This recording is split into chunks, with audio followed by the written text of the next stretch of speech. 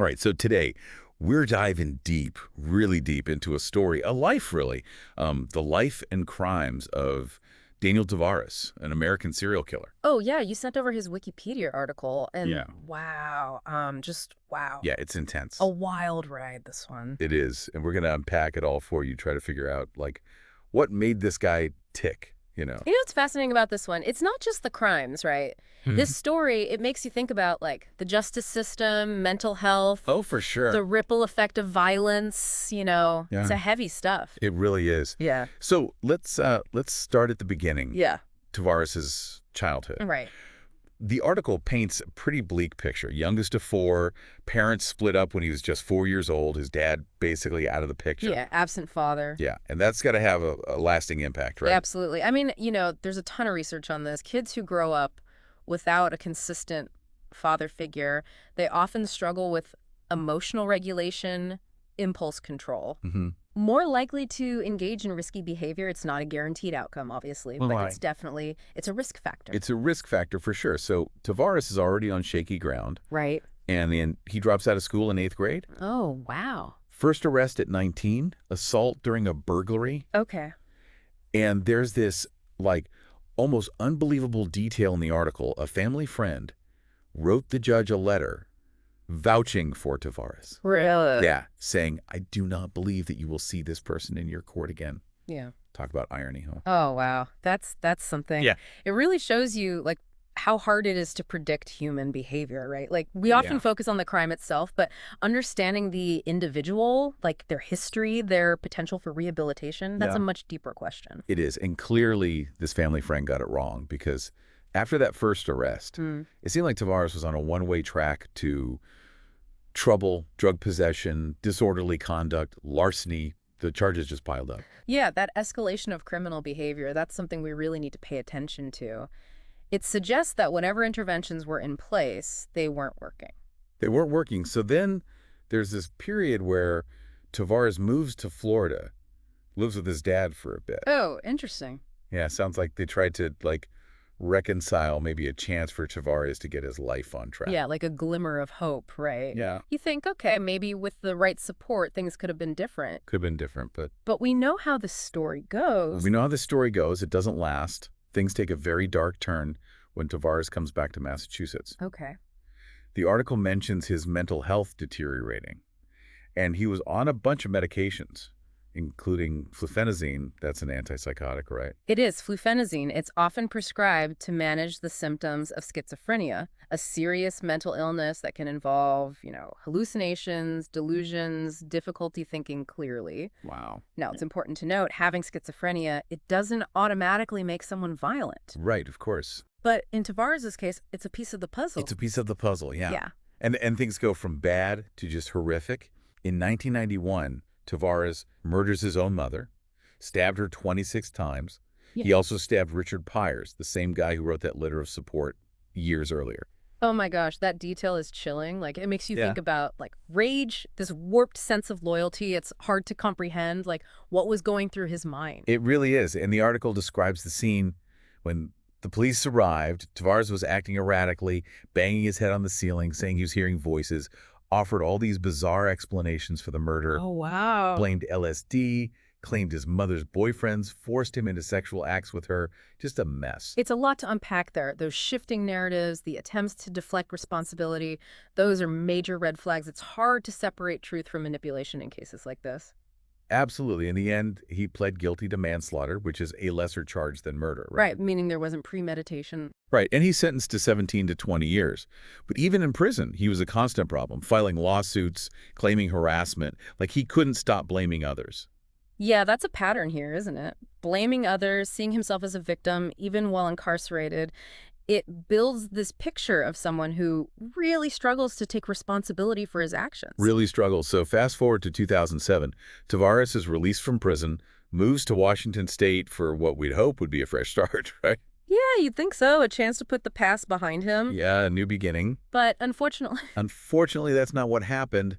Just a few months after his release, he murders his neighbors, Beverly and Brian Mock, shoots them both dead. Wow, this is where we see that escalation of violence. Full force, right? From assault and manslaughter to cold-blooded, calculated double murder. And his justification for the murders is, well, it's mind-boggling. He claimed they owed him $50 for a tattoo and disrespected him. $50? $50. It's unbelievable. Like, that kind of disproportionate response, it really shows you how distorted his thinking was, the lack of impulse control. Absolutely. And he got a life sentence for those murders. Yeah. But the story, it doesn't end there. Oh, no. In 2015, he's convicted of yet another murder, a cold case from 1988. Oh, wow. The victim, Gail Botello, was found buried in the backyard of Tavares' former home. This just adds a whole other layer to this case, right? I mean, here's a man already serving life, and now he's confessing to a murder from decades ago. Like, what's the motivation? It's wild. And get this, he confessed to this murder at least 4 different times, each time with different details. Oh, come on. Yeah, one time he said she was killed by drug dealers. Another time he admitted to shooting her himself. It's a tangled web of lies and half-truths. This is why this case is so fascinating, right? It's not just about what he did, but why, like what drove Daniel Tavares to this point. Yeah, that's the big question. So we've got the timeline of his crimes. Right. But I think it's time to dig into that why. I agree. Let's try to untangle this, what might have contributed to this violent behavior. We've got to consider his childhood, the mental health struggles, the choices he made along the way. All of it, it's a lot to unpack, so stick with us as we take this deep dive even deeper into the complex and disturbing mind of Daniel Tavares. Absolutely. So we've gone through like the whole timeline of Daniel Tavares' crimes, and it's a lot. Yeah, it's heavy stuff. It's heavy stuff. We've established the what, now we need to grapple with the why. Why, exactly. And honestly, I'm kind of stumped, like, where do we even begin to unpack all this? Well, let's go back, be detectives for a minute. Okay. Look back at what we've learned about Tavares, what stands out, what details maybe could be clues to this descent into violence. Well, I mean, right away, his childhood, Mm-hmm. absent father, dropping out of school so young, early trouble with the law. It's like, was he set up for failure from the beginning? That's a really good point. You know, a stable, loving family, that's like a shield almost against criminal behavior, right? Yeah. Yeah. When that's missing, especially when you're young, it can really mess things up. So kind of like hurt people hurt people. Yeah, there's truth to that. Early trauma, instability, it can have a ripple effect, you know, your whole life. Yeah. Relationships, emotions, decisions, it all gets harder. And then there's that, like, that pattern we talked about, that escalation. Remember the escalation. From petty theft to assault to ultimately murder, like a runaway train. Yeah, and that's where, like, the question of intervention comes in, right? Right. Were there points where things could have gone differently? Could there have been, I don't know, earlier or more effective interventions? It's hard not to wonder, especially with the mental health struggles, Right. hallucinations, erratic behavior, the schizophrenia diagnosis, did all that contribute to his crimes.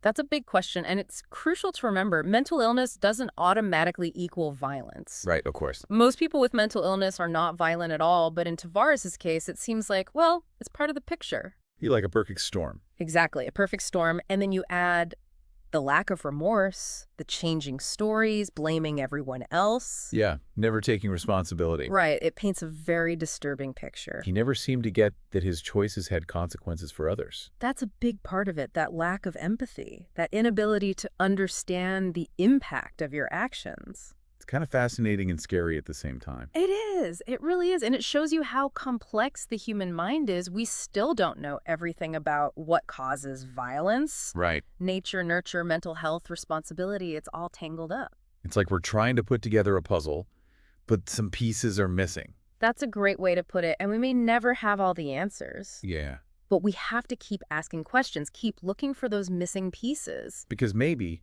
just maybe, if we can understand the why, we can stop it from happening again. Exactly. If we can spot those early warning signs, those risk factors, we might be able to intervene before it's too late. Okay, so we've talked about his childhood, the escalating crimes, the mental health struggles, but what about personal choice? Where does that fit in? That's the big question, isn't it? When is someone accountable for their actions, even when they've had a tough life?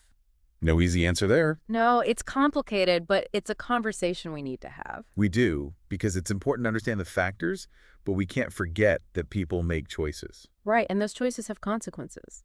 So where does this leave us? We've looked at his life, his crimes, but do we understand the why? I think, in a way, we do. We found those key puzzle pieces. The childhood, the escalation, the mental health. Yeah, We may never fully get inside Daniel Tavares' head, right. but we've learned something about human behavior, about how hard rehabilitation can be, and about the terrible effects of violence. It's just, going through all this with Daniel Tavares, I keep thinking, could things have been different? Like, what if there had been more support earlier on? Could these tragedies have been prevented? That's the question, isn't it? The big what if. It's impossible to know for sure. Yeah, but you can't help but wonder, all those lives shattered, the families, all because of his actions. It's heartbreaking, and it makes you think about not just Tavares and what he did, but the systems, right? Yeah. Like, were they there to support him? Were there missed opportunities, the justice system, mental health, even just in his community, it feels like a failure on some level. It's easy to blame, but I think the real question is, what can we learn from this? Hmm. How can we do better?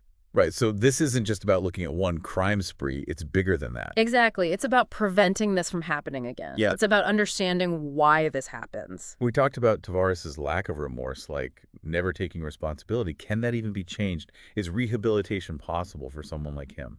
Tough question. There's no easy answer when it comes to rehabilitation. It's a long, hard road, and it takes real commitment, wanting to change, facing your past, owning up to what you did. And it seems like with Tavares, that was never there. Yeah. Always blaming someone else, seeing himself as the victim. So where do we go from here? What do we take away from all this? I think the biggest thing is early intervention, focusing on prevention. Okay. We need programs that address those risk factors we talked about. Trauma, poverty, lack of education, mental health issues. So less about punishment, more about preventing things in the first place. Exactly, building communities that are supportive where everyone has a chance. Investing in mental health, education, those safety nets for people who are struggling. It's been a dark journey, looking at Daniel Tavares' life and crimes. Yeah, definitely dark. But I do think there are lessons here, things we can learn from. Absolutely. It's a cautionary tale, but it's also a call to action. We can all do something to make things better. We can't change what happened, but we can use this knowledge, advocate for change, support the people working to stop violence, help those who are struggling in our own communities. That's powerful. I hope everyone listening will remember that. Thanks for taking this deep dive with me. It was, well, a lot to process. It was my pleasure. And remember, even in the darkest places, there's always hope.